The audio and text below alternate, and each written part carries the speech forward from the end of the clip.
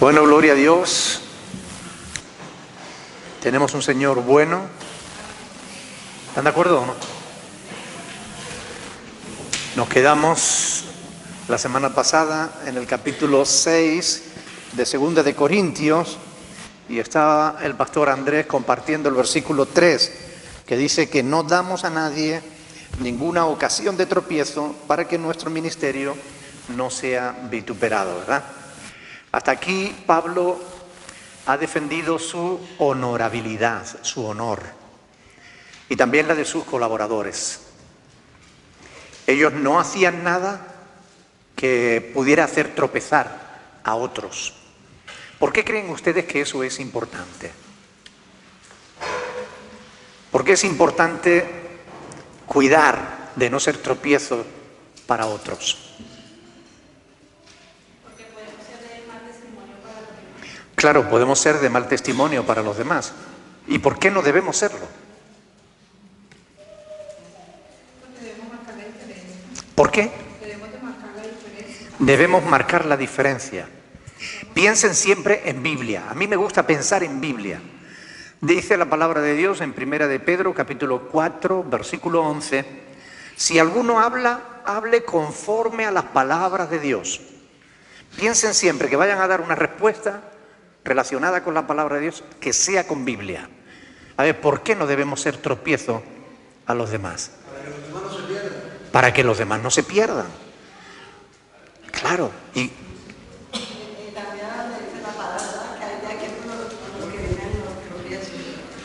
claro, también por lo que dice la palabra, hay de aquellos por los que vienen los tropiezos, ¿verdad?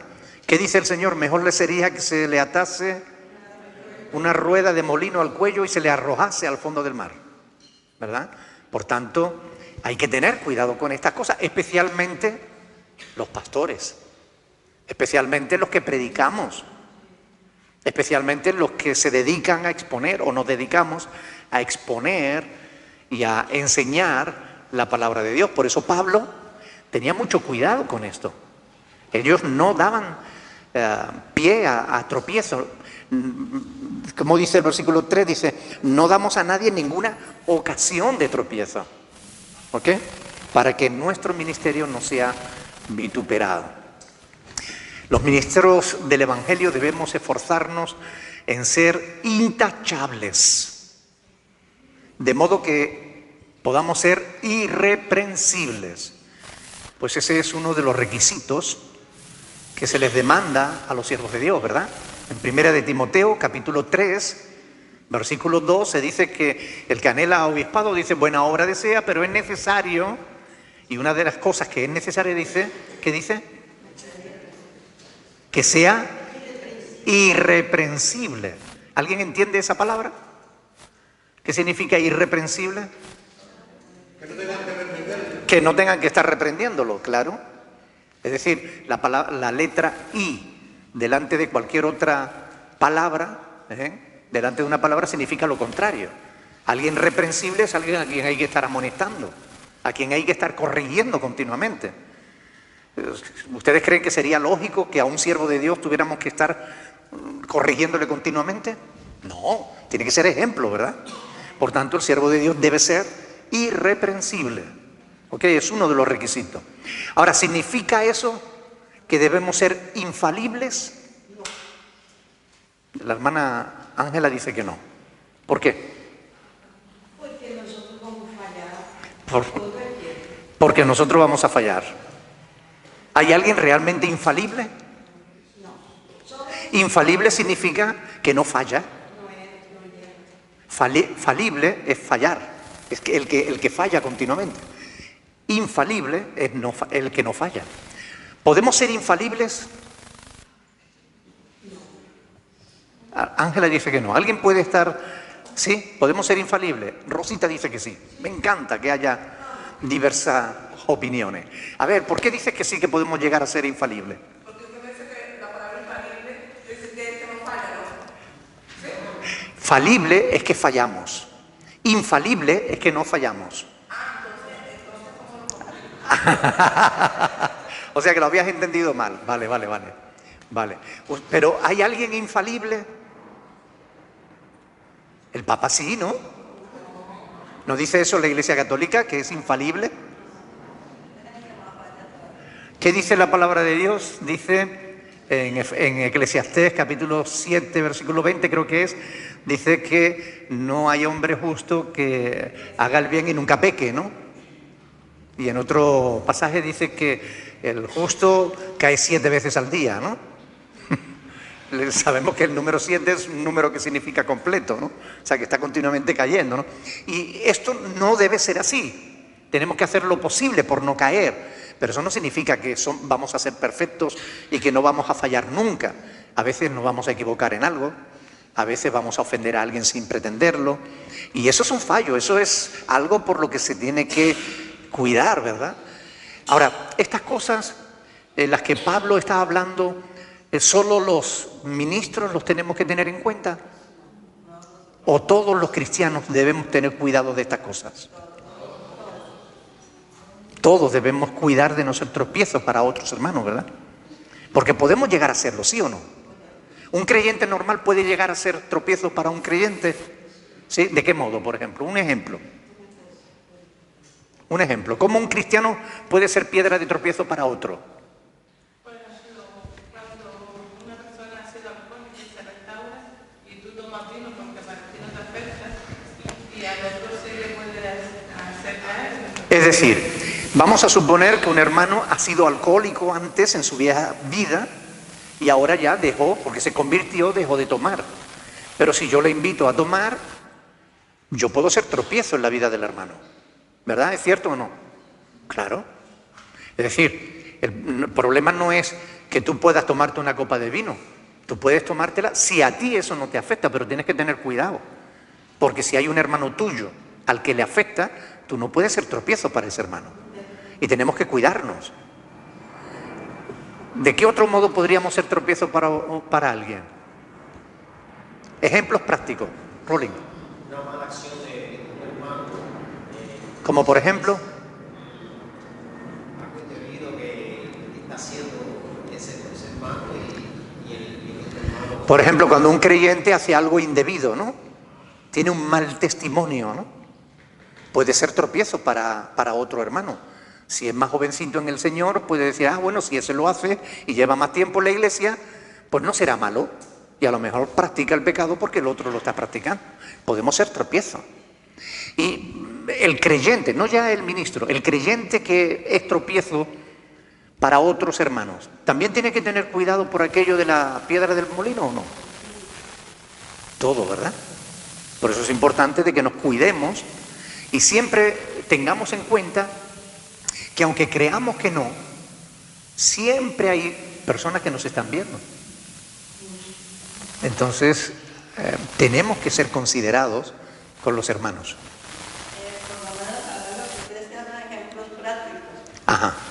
Mi familia se pegaba mucho de una vez que un vecino de nosotros, otro cristiano, a mi hermano le caen unas pelotas que rebotan y en vez de que no molesten la pelota con un hachazo, entonces eso es un testimonio para alguien. Claro. Ella está contando el testimonio de una persona que es cristiana, pero que le estaban molestando con una pelotita, cogió la pelota y le dio un hachazo, ¿no? ¿Es buen testimonio ese?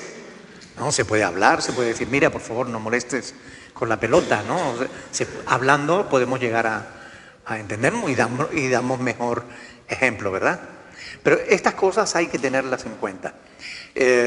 Como decimos, no hay nadie que sea perfecto, pero somos llamados a la perfección. Sed perfectos, dice la palabra. Es decir, tenemos que hacer todo lo posible por alcanzar la perfección. No la vamos a alcanzar hasta que no estemos con el Señor por la eternidad, pero eso no significa, como nadie va a ser perfecto, ¿para qué me voy a esforzar? Oiga, no. La Biblia dice, esfuérzate en la gracia. Tenemos que esforzarnos. ¿Están de acuerdo o no? Tenemos que esforzarnos. ¿Cómo podemos evitar el fallo, la caída? ¿Cómo podemos obtener victoria? ¿Qué se necesitaría para eso? Pedirle a Dios que nos ayude. ¿Qué más? Yo le pido a Dios, Señor, ayúdame a no caer. Pero después, ¿basta con solo desearlo? ¿Basta con solo pedirlo? Carmen, hay que esforzarse, ¿verdad? También. Hay que esforzarse mediante lo que la Biblia llama el dominio propio, ¿verdad? La autodisciplina, la disciplina personal, ¿ok? Es decir, si acudimos a Dios, Él nos va a dar poder. Poder para hacer el bien, para no caer, etc. En su presencia es donde vamos a recibir la fuerza que necesitamos, el ánimo que necesitamos para obrar bien. Pero después tenemos que ejercer el dominio propio. Tenemos que ejercer la disciplina. ¿Y cómo podemos ejercer el dominio propio? Tomando en serio lo que la palabra nos aconseja, nos enseña a través de la palabra cómo debemos de vivir. Tomando en serio la palabra de Dios, que nos enseña qué debemos hacer y qué no. ¿Qué más?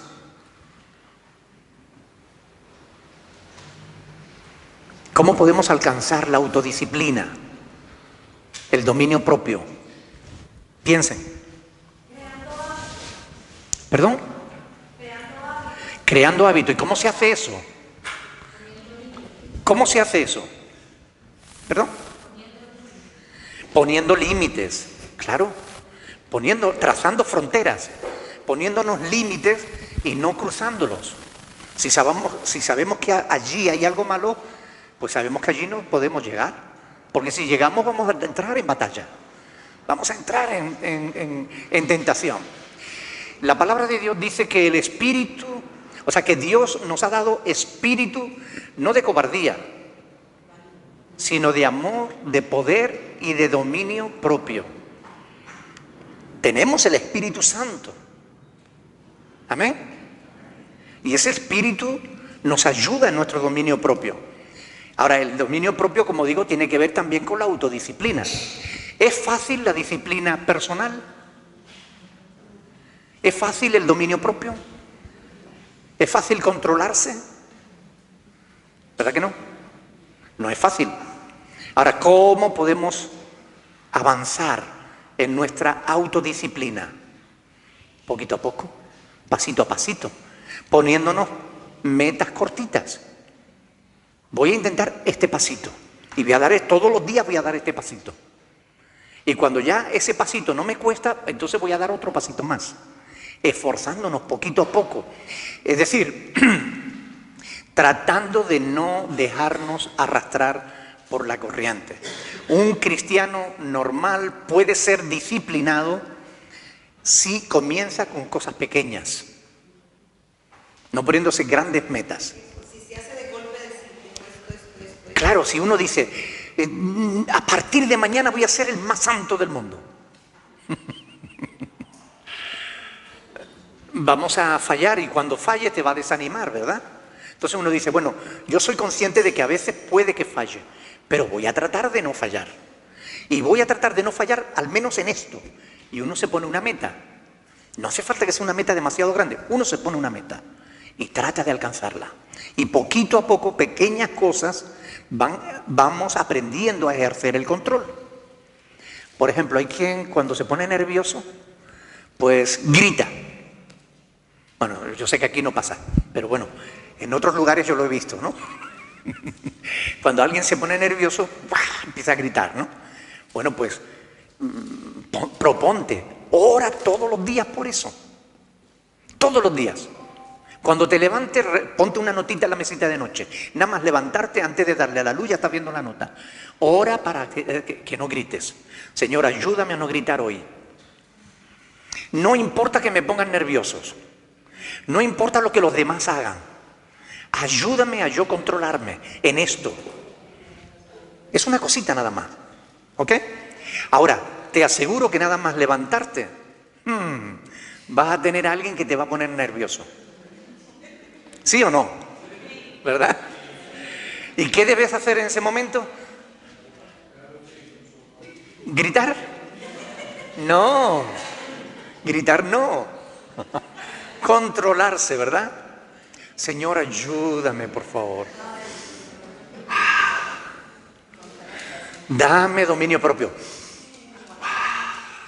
Respira hondo para que el cerebro se oxigene y tú te controles.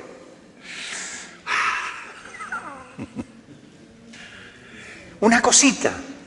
Parece mentira, pero yo te aseguro que si te esfuerzas en una cosita hoy, va a llegar el momento en el que cuando te pongas nervioso ya no vas a gritar. Y cuando hayas conseguido eso, proponte otra meta. ¿Cuál podría ser otra meta, por ejemplo? Que nos podríamos poner. La impaciencia, ¿no? Aquí ustedes también son impacientes. ¿Sí? ¿Cuántos son impacientes? No hace falta que levanten la mano. Yo pensé que era yo solo, pero no. Es verdad que a veces nos impacientamos, ¿no? Y especialmente cuando la mujer dice, me quedan 5 minutos. Y a los 3/4 de hora le dices, todavía me quedan 2 minutos.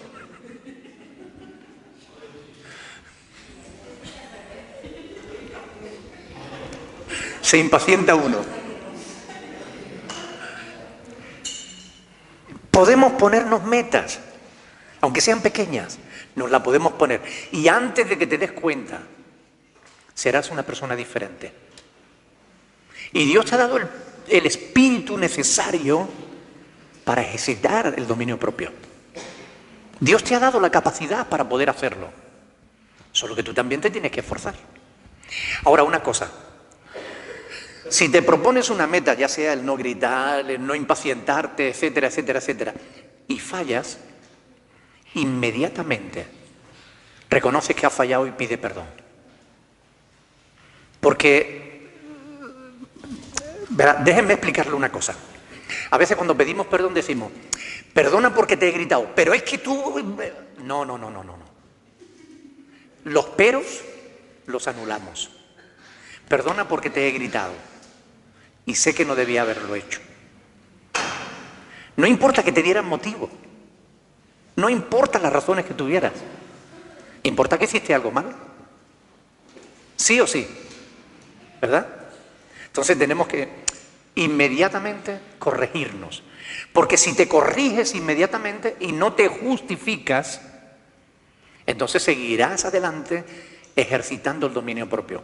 Pero si te justifica, estás diciendo, no, yo ¿por qué me tengo que esforzar si es que a mí me están dando motivo para enojarme?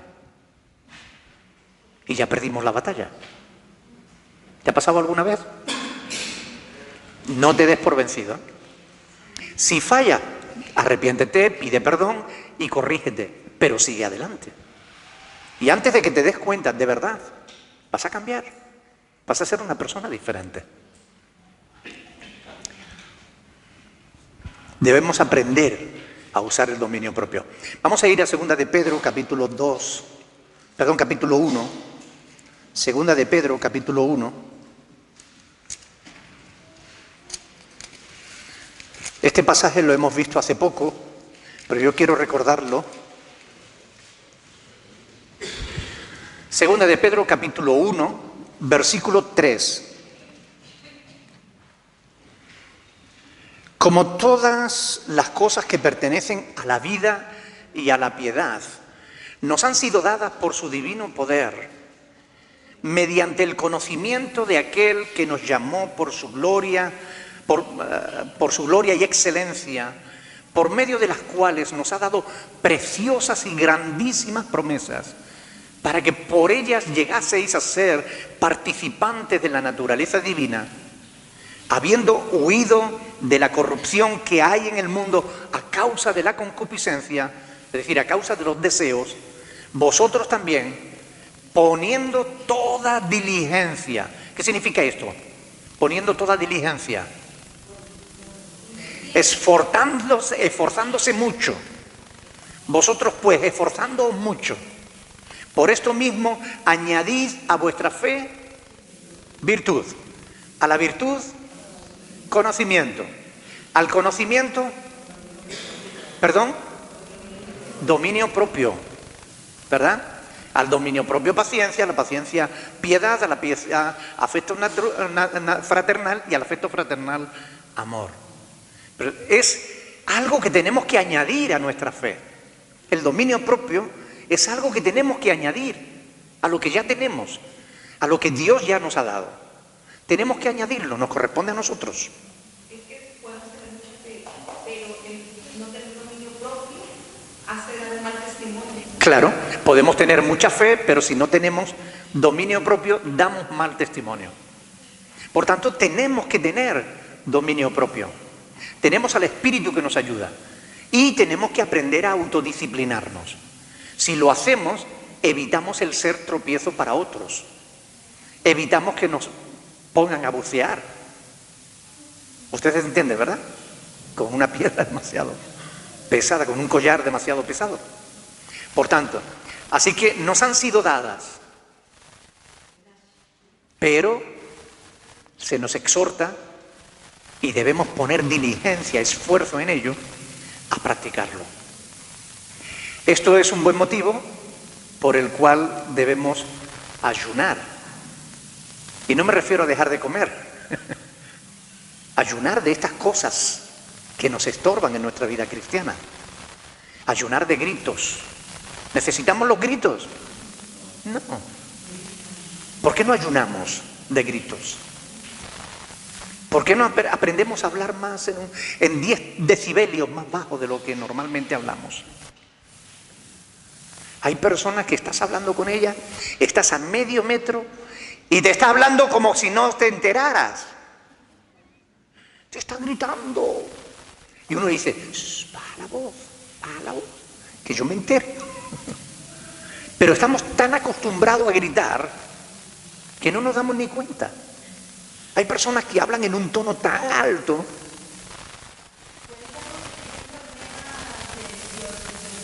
Yo tengo un problema de oídos.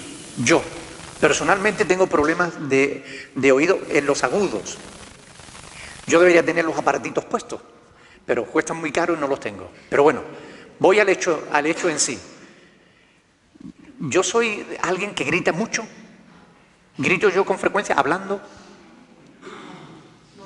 No, yo hablo normal. O sea que no hace falta poner excusas. ¿Ok? No podemos justificarnos. Podemos hablar más bajito, podemos controlar los gritos.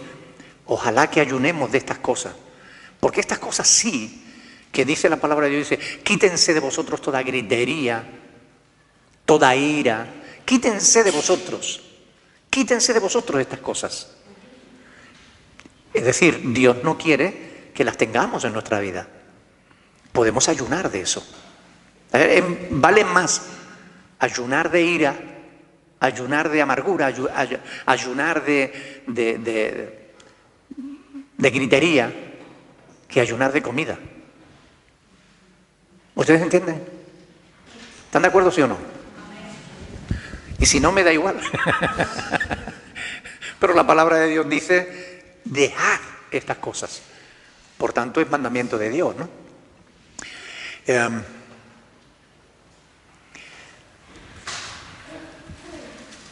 Como decía antes, bueno, ante los retos a veces nos desanimamos. A veces cuando nos miramos al espejo de Cristo, no al espejo de cristal, cuando nos vemos en el espejo de cristal decimos, oh, soy el mejor. Pero cuando nos vemos en Cristo decimos, ¿cuánto me falta? ¿Verdad? Entonces, a veces cuando nos miramos en Cristo, vemos que nos falta tanto que nos desanimamos. No te desanimes. Estamos en un proceso. La vida cristiana es un proceso en el que Dios está trabajando con nosotros. Y Él día a día nos va ayudando a ir adelante. Entonces, no te desanimes por nada. Ahora, siguiendo con el versículo 3 que teníamos aquí, dice, ¿por qué Pablo decía que no daba ocasión de tropiezo a nadie? Dice, ¿para qué? Para que nuestro ¿qué? Ministerio no sea vituperado. ¿Sabéis lo que significa vituperado? Desacreditado. Criticado. menospreciado. ¿Ok? Para que nuestro ministerio no sea menospreciado. Para el apóstol era más importante su ministerio que su propia persona. Y lo demostró a lo largo de toda su vida. Él dijo, todo lo tengo por basura por amor de Cristo. Todo. Él lo dejó todo y entregó su vida por completo a servir al Señor Jesús. Déjenme decirle una cosa. Ustedes saben que el diablo se va a encargar de ponerle zancadillas a ustedes. ¿Ustedes lo saben? El diablo va a tratar de que ustedes caigan de 1000 formas diferentes. Él se encargará también de que otros hablen mal de vosotros aún sin motivo. ¿Alguna vez han hablado mal de ti sin motivo? No es agradable, ¿verdad? Pero el diablo es mentiroso, es padre de mentira. Significa que se inventa las mentiras, que las engendra. Y él quiere desacreditar al pueblo de Dios. Él quiere desacreditar a la iglesia. ¿Ustedes se imaginan si, además de que el diablo está ahí tratando de pincharnos siempre, se imaginan si encima le diéramos motivo? Si habla de nosotros mal, sin motivo, ¿se imagina si le damos motivo? Acrecentaría la acusación y, lo que es peor, le daríamos base al vituperio de la obra de Cristo. Vamos a ir a Mateo capítulo 5, Mateo capítulo 5.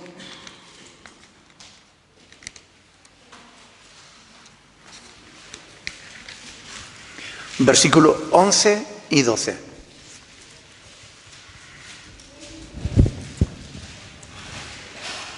El otro día yo meditaba sobre estas cosas, ¿no? Bienaventurados sois cuando por mi causa, dice Cristo, os vituperen y os persigan y digan toda clase de mal contra vosotros, mintiendo. Porque si hablan mal de vosotros con motivo, con razón, entonces no seríais bienaventurados. ¿Están de acuerdo o no? Bienaventurados sois cuando por mi causa, por la causa de Cristo, por la obra de Él, no por tu obra, no por lo que tú hayas hecho. Si te vituperan, si te menosprecian, si hablan mal de ti por lo que tú has hecho, no puedes considerarte bienaventurado. Has dado motivo para que hablen mal de ti. Ahora, si es que hablan mal de ti por causa de Cristo, bienaventurado eres. Cuando por mi causa os vituperen y os persigan y digan toda clase de mal contra vosotros, mintiendo. Gozaos y alegraos porque vuestro galardón es grande en los cielos, porque así, de ese mismo modo, persiguieron a los profetas que fueron antes de vosotros. Un buen siervo de Dios, un buen cristiano, puede ser instrumento en las manos de Dios para la salvación de otras personas. Repito, un buen siervo de Dios, un buen cristiano, puede ser instrumentos en las manos de Dios para salvar a otras personas. Pero ¿qué sucede?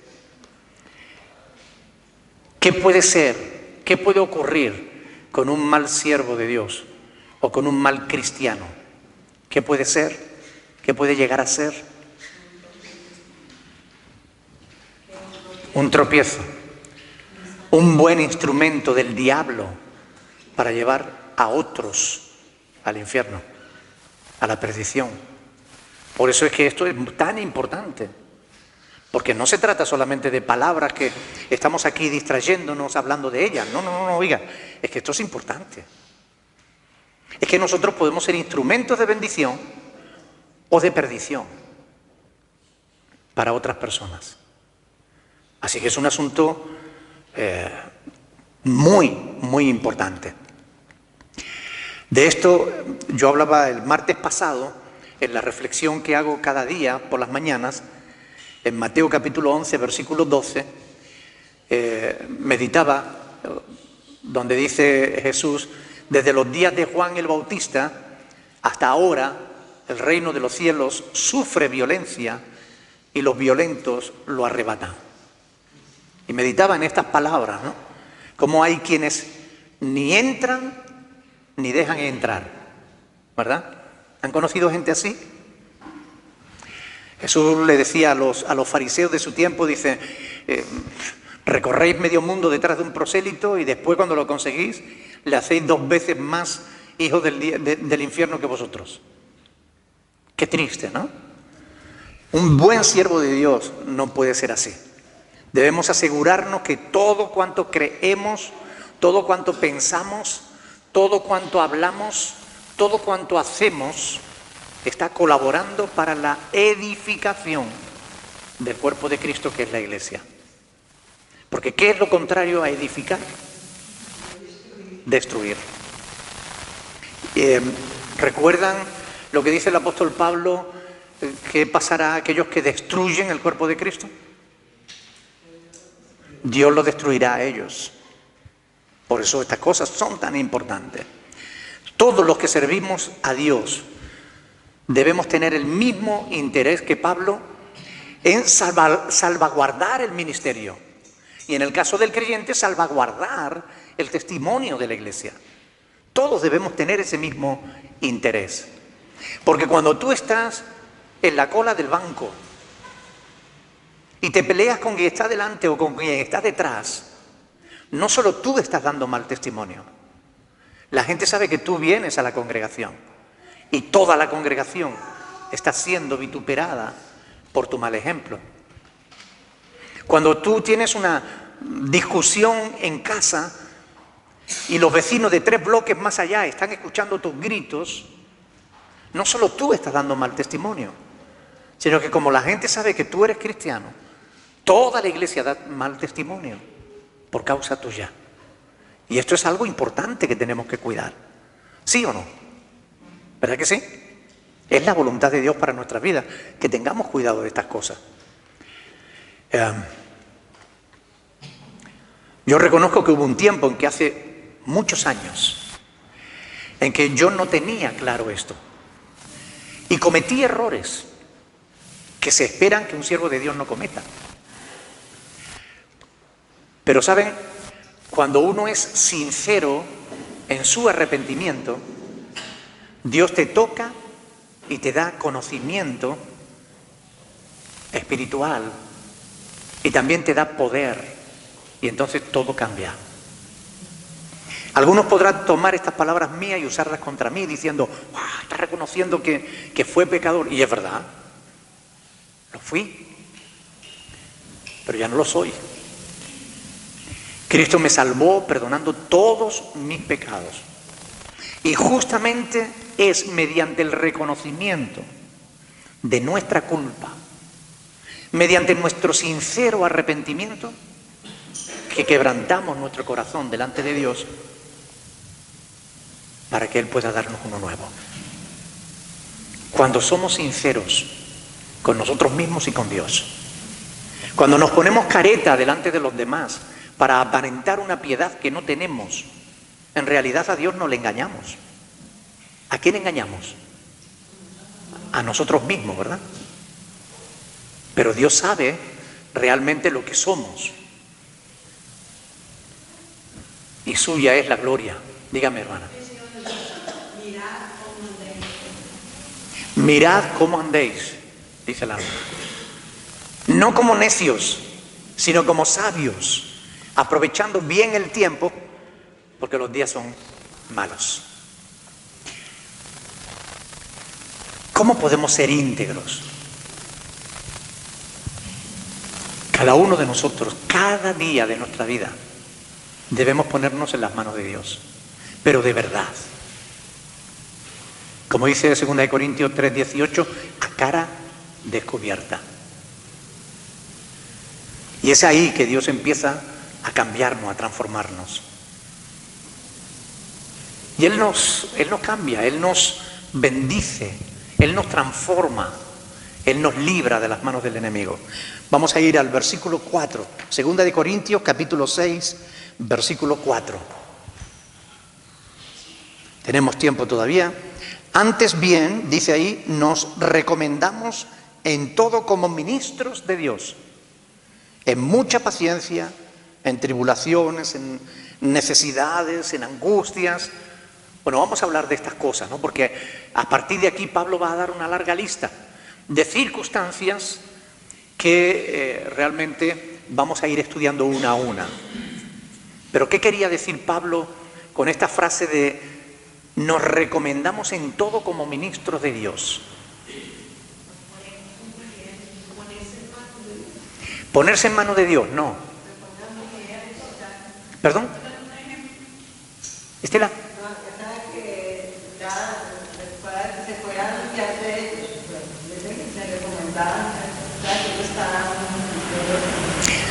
Ponerse de ejemplo, eso es lo que él estaba haciendo, ¿verdad? ¿Qué quería decir Pablo eso? Estaba reforzando lo que había dicho en el versículo anterior, en el versículo 3.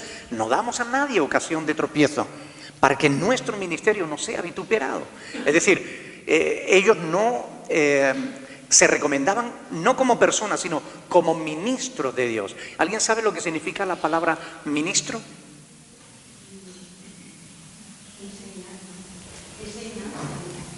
Enseñar. No, enseñar no. ¿Qué significa la palabra ministro? Siervo. ¿Y en el griego qué significa la palabra? En el original griego, ¿qué significa? Significa esclavo. Esclavo, el que sirve. Esclavo de Cristo. Nos recomendamos como esclavos de Cristo. Oiga, nos ponemos como ejemplo de lo que debe ser un verdadero siervo de Dios. ¿Recuerdan lo que significa eso? Esclavos. Recuérdenlo. Personas conscientes de su llamado, de su servicio a Dios, del servicio que le deben a Dios y también a los demás.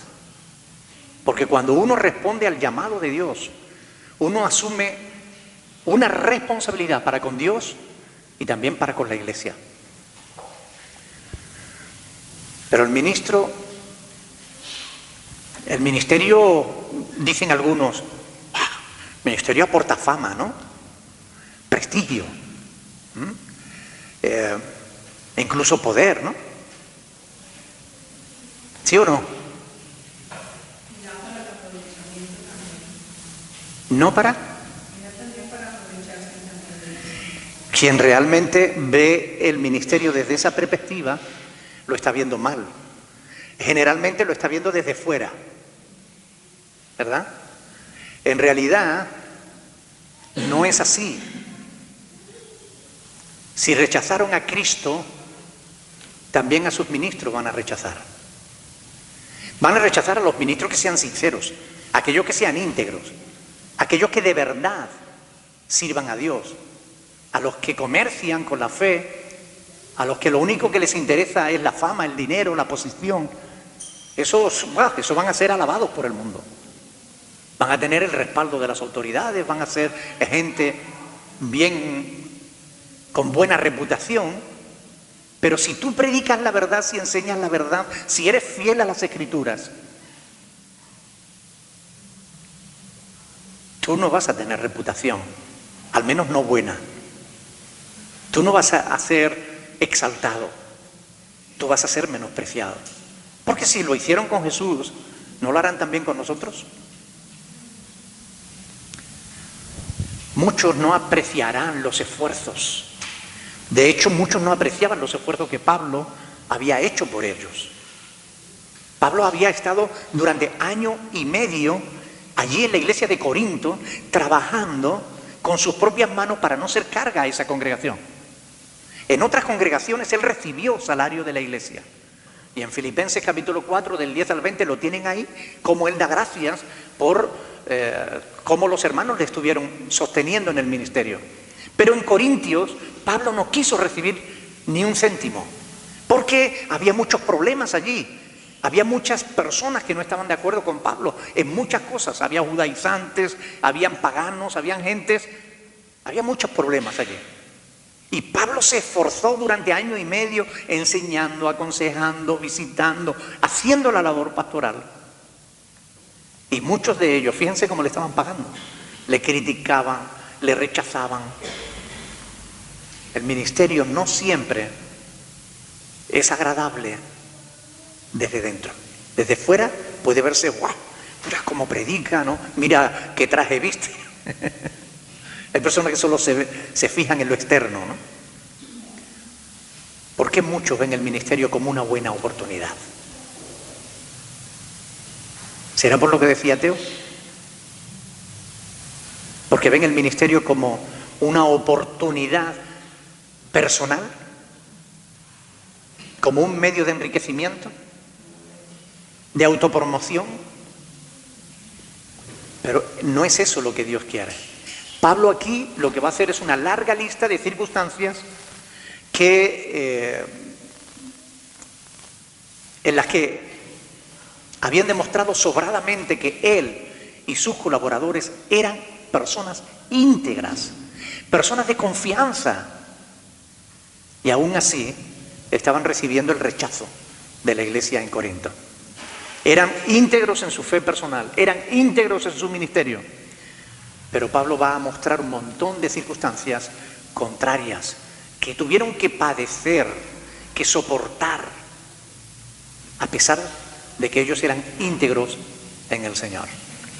Por tanto, antes de empezar a ver estas circunstancias, queda poco tiempo, así que no, vamos a ver alguna. Nos da tiempo todavía para ver alguna, ¿verdad? Dice ahí, en mucha, ¿qué? Paciencia, ¿no? También puede interpretarse como en mucha perseverancia, en mucha persistencia, constancia, esperanza. ¿Por qué creen que es necesario esta cualidad de la paciencia en un siervo de Dios? ¿Por qué creen que es necesario? Porque va a tener una justificación para airarse, para dar mal testimonio, y nos va a indicar la paciencia para controlar la caída. O sea que la va a necesitar, vamos. Van a necesitar paciencia, ¿no? Paciencia para soportar, perseverancia para no desmayar y esperanza para recobrar el ánimo. ¿Son pacientes los jefes en el trabajo? ¿No? Algunos están así moviendo la cabeza y dicen no. Generalmente no, ¿verdad? ¿Saben por qué? Porque ellos no tienen que edificar el reino de Dios. Ellos están edificando su propio reino. Por eso ellos no son pacientes. Les da igual perder a un trabajador porque piensan que pueden conseguir a otro que lo sustituya. ¿Puede un verdadero ministro de Cristo perder almas? ¿Por qué?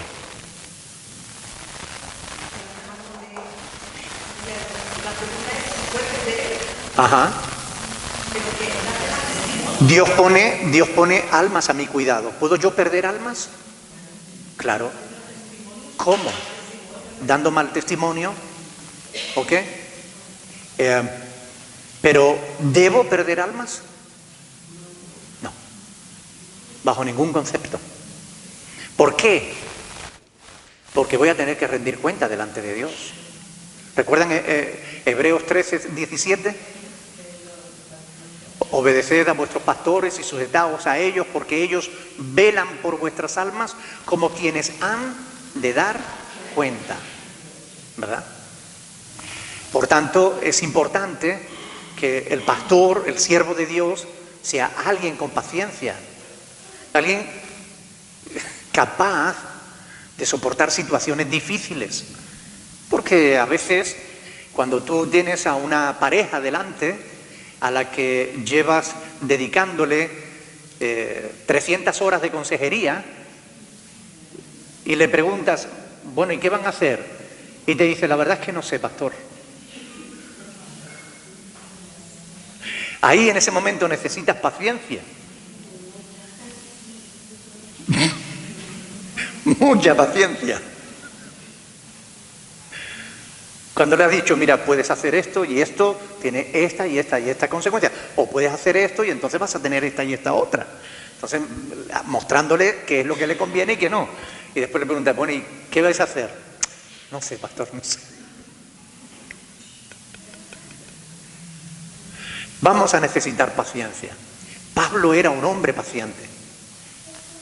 Teniendo en cuenta, como estamos estudiando la vida del apóstol Pablo, teniendo en cuenta lo que este hombre pasó y lo que todavía nos va a relatar que estaba pasando, sin duda era un hombre experimentado en paciencia. Y la paciencia es necesaria.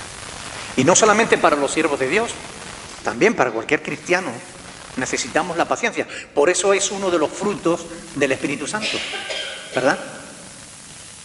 Es algo que se nos exige a todos, no solo a los pastores. También se nos exige paciencia a los creyentes normales. ¿Ok? ¿Sí o no?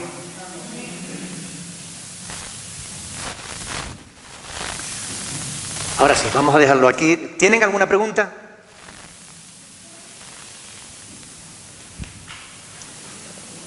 Estamos estudiando paso a paso la segunda epístola del apóstol Pablo a los Corintios. Vamos por el capítulo 6, nos hemos quedado en el versículo 4, apenas empezándolo. Pero miren, lean toda la epístola, no tiene desperdicio, van a aprender mucho en esta hermosa palabra del Señor. Hay muchas cosas que podemos ver y es bueno que las vayan viendo antes del próximo jueves para que tengan preguntas, para que podamos dialogar, para que participen, para que no sea un monólogo, sino un diálogo. ¿Amén? ¿No hay preguntas? Pregunta.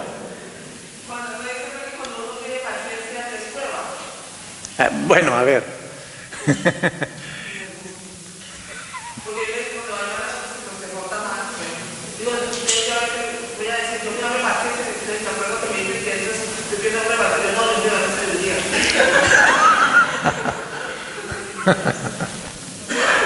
La cuestión es que necesitas también paciencia.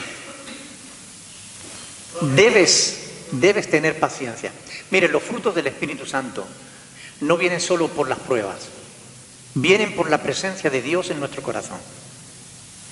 Cuando nosotros le damos a Dios la gloria y la honra en nuestra vida, cuando nosotros estamos en una buena relación personal con Dios, el Espíritu Santo se siente a gusto en nosotros y empieza a dar frutos. Y entre esos frutos está el amor, el gozo, la paz, la paciencia. O sea, no es solo a través de pruebas que viene la paciencia. Claro que la prueba demuestra si somos pacientes, pero la paciencia es un fruto del Espíritu Santo en nuestras vidas. Por tanto, yo les invito a que tengan una buena relación personal con Dios. Pero para que ese fruto esté en nosotros, tenemos que poner nosotros ese hábito, esa disciplina. A ver, los frutos del Espíritu Santo fluyen en tu vida sin que tú tengas que esforzarte. Fluyen por la mera presencia del Espíritu de Dios en tu vida. Esos frutos van a fluir, pero van a fluir en la medida en la que tú tengas una buena relación con Dios, en la medida en la que tú cuentes con Él, en la medida en la que tú andes en el Espíritu y no en la carne. Porque cuando andamos en la carne es justamente la dirección contraria a la dirección del Espíritu. Es andando en la dirección del Espíritu que los frutos del Espíritu fluyen. Entonces es cuestión de asegurarnos de que estamos en la dirección correcta. Y si nos damos cuenta de que no estamos en la dirección correcta, ¿qué hemos de hacer? Arrepentirnos. ¿Qué significa eso? Cambiar de dirección, dar media vuelta y estar otra vez en la dirección que Dios quiere para nuestras vidas. Y cuando nosotros nos ponemos de acuerdo con Dios, ahí los frutos fluyen de manera natural. De modo que cuando nosotros volvemos la cara para atrás decimos, pues es verdad, yo ya no soy la persona que era. Quizás aún no soy la persona que voy a llegar a ser, pero ya no soy la que era, porque ya Dios está ahora obrando en mi corazón. Y cuanto más tiempo yo paso en comunión con Él, siguiendo mi vida en el Espíritu, tanto más va a fructificar, tanto más se van a ver esos frutos del Espíritu en nosotros. ¿Más preguntas? Bueno, lo dejamos aquí entonces para el próximo jueves, si Dios quiere. Vamos a seguir estudiando la palabra del Señor. Vamos a orar, vamos a ponernos de pie, vamos a dar gracias al Señor por su palabra y le vamos a pedir a Dios que Él nos dé amor por su palabra. Amén. Que Él nos ayude a amarla, a meditarla, a leerla, a pensar en ella, porque realmente la palabra de Dios es alimento para nuestra alma. Alguien, por favor, que nos quiera dirigir en oración.